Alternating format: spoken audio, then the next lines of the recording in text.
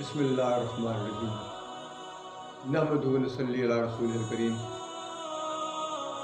حضرت علی رضی اللہ تعالیٰ عنہ جو قضاء میں ایک بہت بڑا مقام رکھتے ہیں۔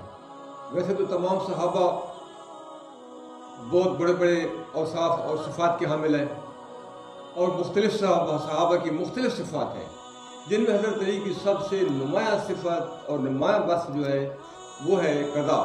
اس لیے نبی کریم صلی اللہ علیہ وسلم کی طرف سے ان کو وَأَقْضَاهُمْ علی کا لقب ملا کہ حضرت علی سب سے زیادہ فیصلہ کرنے میں مہارت رکھتے ہیں۔ چنانچہ حضرت علی کے جو قضایا ہیں اور جو کتب احادیث اور آثار میں موجود ہیں وہ بہت زیادہ ہیں۔ ان میں سے دلچسپی کے طور پر میں آپ کو ایک ان کا واقعہ سناتا ہوں حضرت علی کی قضا کا۔ واقعہ یہ ہو کہ حضرت عمر رضی اللہ تعالیٰ عنہ کے زمانے میں ایک غلام نے اپنے آقا کو قتل کر دیا، اور غلام کو پکڑ کر حضرت عمر رضی اللہ تعالیٰ عنہ کے عدالت میں پیش کیا گیا۔ قتل ان کے اوپر ثابت ہو گیا، اور قتل کے ثابت ہونے کے بعد حضرت عمر نے قصاصاً ان کے قتل کا حکم دے دیا۔ چنانچہ لوگ ان کو پکڑ کر مقتل کی طرف لے جا رہے تھے، اور وہ انکار کرتا جا رہا تھا، چیخ چلاتا جا رہا تھا کہ مجھے ناجائز قتل کیا جا رہا ہے۔ راستے میں حضرت علی ملے۔ حضرت علی رضی اللہ تعالیٰ نے پوچھا کہ کیا آپ نے قتل نہیں کیا؟ کیسے تمہیں ناحق اور ناجائز قتل کیا جا رہا ہے؟ انہوں نے کہا کہ مجھے ناجائز قتل کیا جا رہا ہے، میں نے اپنے آقا کو قتل کیا ہے، ضرور کیا ہے، لیکن بات یہ ہے کہ میرا آقا بدفعل تھا اور اس کو لواطت کی مرض تھی، وہ میرے ساتھ زبردستی یہ فعل کرنا چاہتا تھا، تو میں نے اس لیے اپنی عزت بچانے کے لیے ان کو قتل کر دیا، اور جب میں نے ان کو اس لیے قتل کیا ہے تو قصاصاً مجھے قتل نہیں کیا جا سکتا، کیونکہ میں نے حق پر ان کو قتل کیا، یہ قتل حق تھا۔ حضرت علی رضی اللہ تعالیٰ عنہ لوگوں سے کہا اس کو واپس لے چلو حضرت عمر رضی اللہ تعالیٰ عنہ کی عدالت میں۔ چنانچہ اس غلام کو اور اس ملزم کو حضرت عمر رضی اللہ تعالیٰ عنہ کی خدمت میں لایا گیا۔ حضرت علی بھی ساتھ ہے۔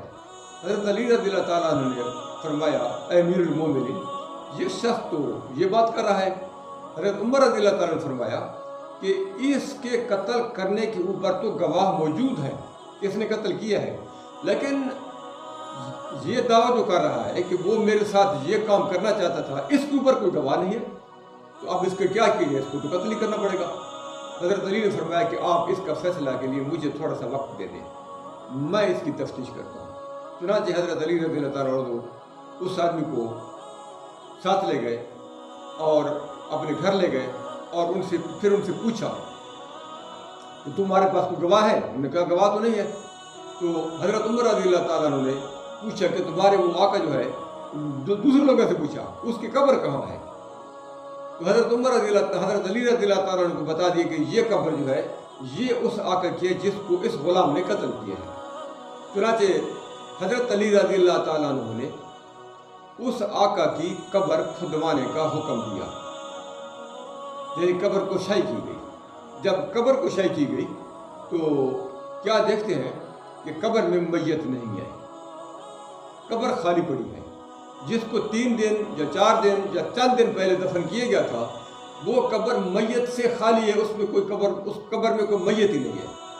تو حضرت علی رضی اللہ تعالیٰ قبر کو بند کروایا اور اس کو واپس لائے حضرت امیر المومنین حضرت عمر رضی اللہ تعالیٰ عنہ کی خدمت میں، اور فرمایا کہ امیر المومنین یہ شخص سچ کہتا ہے، اس کا آقا واقعی بدفعل تھا اور وہ لواطت کرنا چاہتا تھا۔ تو حضرت عمر رضی اللہ تعالیٰ نے پوچھا آپ کو یہ ثبوت کیسے ملا؟ آپ نے اس بات کا پتہ کیسے چلایا کہ اس کا آقا ایسا آدمی تھا اور وہ اس کے ساتھ بدفعلی کرنا چاہتا؟ تو حضرت علی رضی اللہ تعالیٰ نے فرمایا کہ میں نے یہ بات رسول اللہ صلی اللہ علیہ وسلم سے سنی ہے کہ جب کوئی خدا نخواستہ لواطت کا مریض، اغلام بازی کا مریض مرتا ہے تو اس کی لاش اس کی قبر میں 3 دن سے زیادہ نہیں رہتی۔ 3 دن کے بعد اس کی لاش کو فرشتے وہاں سے اٹھا کر قوم لوط کے قبرستان میں پہنچا دیتے ہیں۔ تو میں نے 3 دن کے بعد دیکھا تو اس کی لاش قبر سے غائب تھی۔ میں سمجھ گیا کہ اس کی میت کو قوم لوط کے قبرستان میں پہنچا دیا گیا ہے۔ تو جب قوم لوط کے قبرستان میں پہنچا دیا ہے تو صاف ظاہر ہے کہ یہ اس مرض کا مریض تھا اور یہ اس جرم کا مرتکب تھا جو اس کا غلام کہہ رہا ہے۔